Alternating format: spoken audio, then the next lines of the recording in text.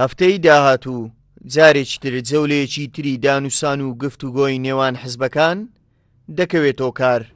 پارتی دیموکراتی کوردستان جەولەی دووەمی کۆبوونەوەکانی لەگەڵ هەموو حزبەکان دەست پێ دەکاتەوە.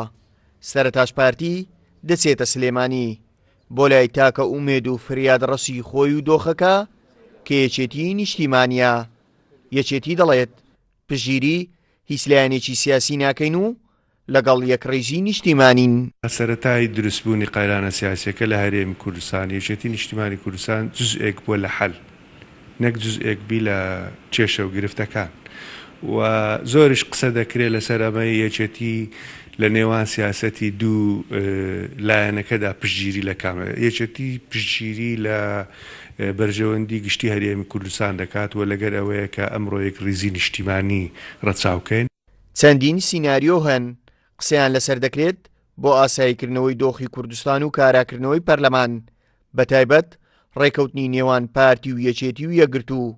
قسەیەکە بەردەوام دەوترێتەوە، بەڵام یەکگرتووی ئیسلامی ئەوە ڕەت دەکاتەوە دەڵێت ئێمە دەمانەوێت حکوومەتی بنکە فراوان پێک بێنینەوە.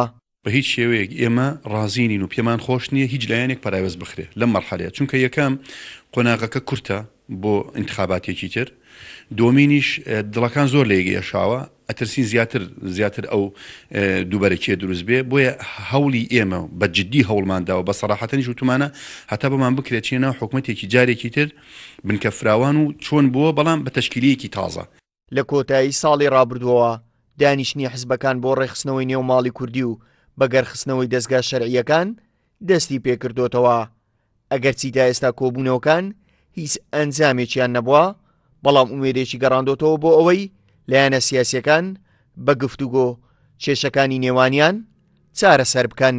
ئێستا هەموو لایەنە سیاسیەکان گەیشتونەتە ئەو بڕوایەی جارێکی تر حکوومەتێکی بنکە فراوان و نیشتیمانی پێک بێنەوە و بە هەمووان خزمەت بکەن، واتە هەمووان لە کانیاوەکە ئەو بخۆنەوە و کەس نەبێت بەردی تێبکات.